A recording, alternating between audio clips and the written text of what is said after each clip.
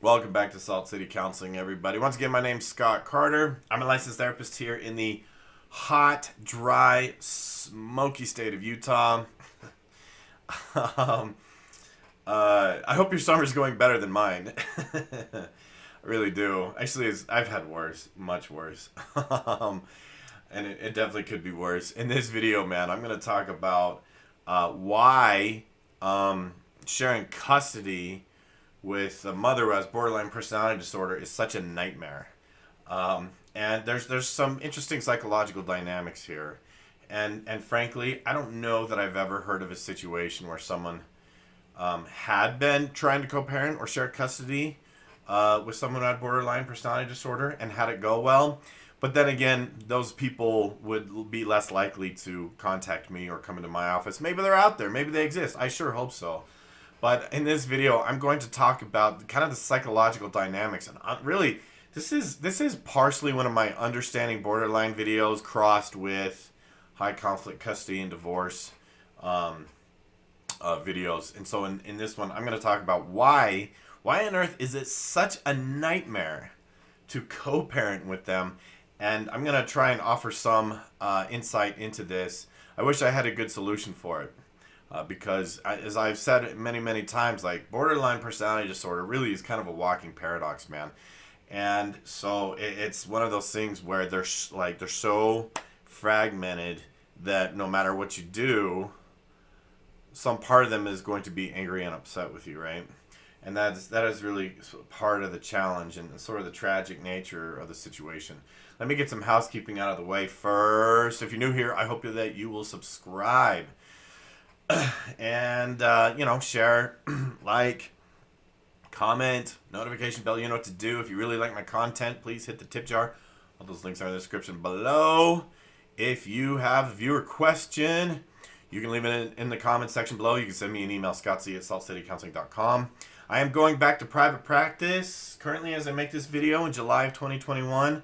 So I am for hire. If you need some consulting for your high conflict custody situation, co-parenting, communication, I go over court documentation for people. I help people clean up their communication, those types of things. If you need that type of service, you can reach out to me, scottc at saltcitycounseling.com. And go check out my website, High Conflict Community. I'm going to be sprucing that website up in the days to come, weeks to come, now that I'm transitioning from a clinical director job to my private practice, back to my private practice. Oh, my mom is calling. I'll call her back in a few minutes.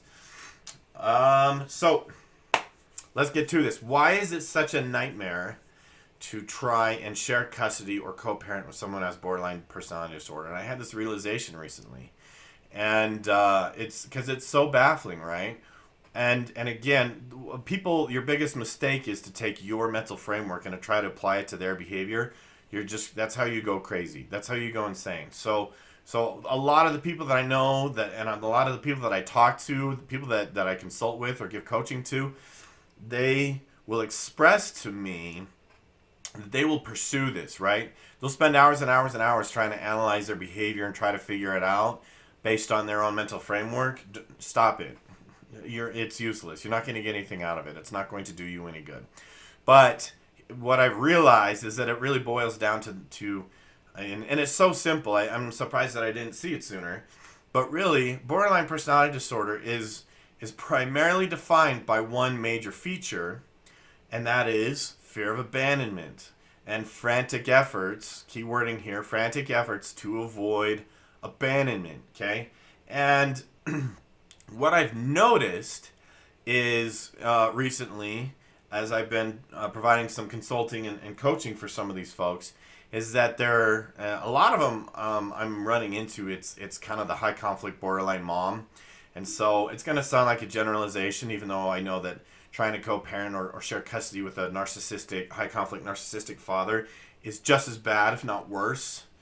But the reason why, right, it goes back to that fear of abandonment. I'm quite convinced, and feel free to comment below whether you agree, disagree, or otherwise think I'm full of crap. I'm fully convinced that when you are attempting to make custody changes or you're trying to share custody, they just perceive abandonment. That's it, right?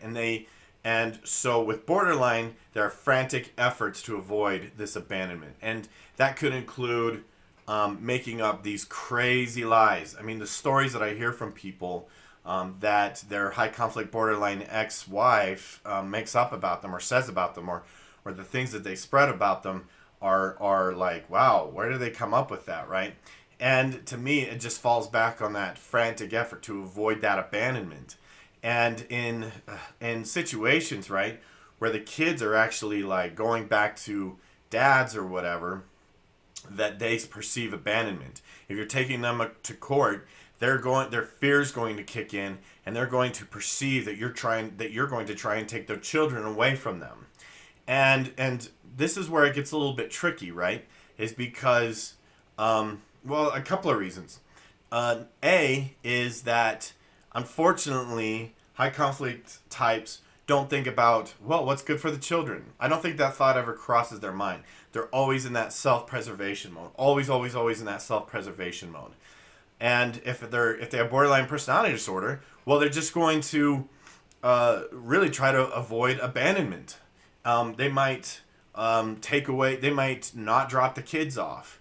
You know, you have a drop-off time and they're nowhere to be seen. They hold on to the kids, or they skip town with them. Because I really believe that they're trying to avoid abandonment. But number two thing here is that, shoot, I lost my train of thought. But really what I'm trying to get at is that what you have to understand is that they are going to, they're going to perceive that you're trying to take their kids away from them. And even if they hate their children, which I'm relatively convinced some of them do. I know some of them love their kids, or there's a part of them that loves their kids or wants to love their kids, or is desperately trying to be some sort of good parent and desperately wants to be, doesn't know how to be. I get that some of those are out there. But when I look at some of the behaviors and of some of these moms towards their children, I just think like, you hate your children, but you obviously don't want to be abandoned, and that's why you're clinging to them. That's what it looks like, right? Which is unfortunate. Which is super unfortunate. But the thing is, right, here's the challenge, is that there's not a whole lot we can do to convince them that we're not going to take their kids away, that we want them to have a good relationship with their kids. And truthfully, I do. I would love to see kids and high conflict parents find a way to work it out so that their relationship works to some degree or on some level. There's some sort of understanding between them. I don't typically see it. I would love to. I really would. I think kids need to have good relationships with both of their parents. But even from my perspective, even if it was like, look, just because you're a crappy parent doesn't mean we want to take your kids away from you. I just want you to be a better parent. They will always listen to their fear.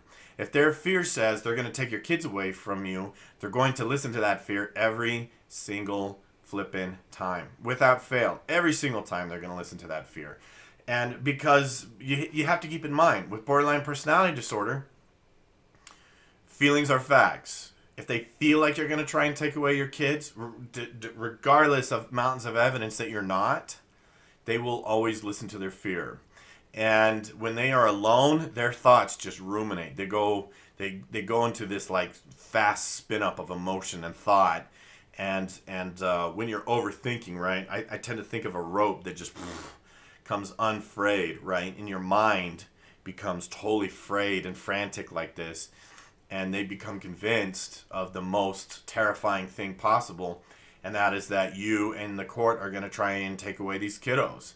Or there's always that fear that when they drop the kiddos off, they're never going to see them again. You're going to skip town. Or the kids will never come back for whatever reason. That fear is there. Which I have to believe is coupled with a sense of relief. Because I know that they find parenting exhausting. You look at the evidence, right? Parenting exhausts them. They get burned out with it like in no time. Super, super no time. They just get overwhelmed and exhausted by it. So try to keep in mind, right, that everything that they do is really motivated by that fear of abandonment. I'm really quite convinced of that. But I'd love to hear your thoughts on it, so leave a comment in the section below. Thanks for watching. Don't forget to subscribe. We'll see you in the next one.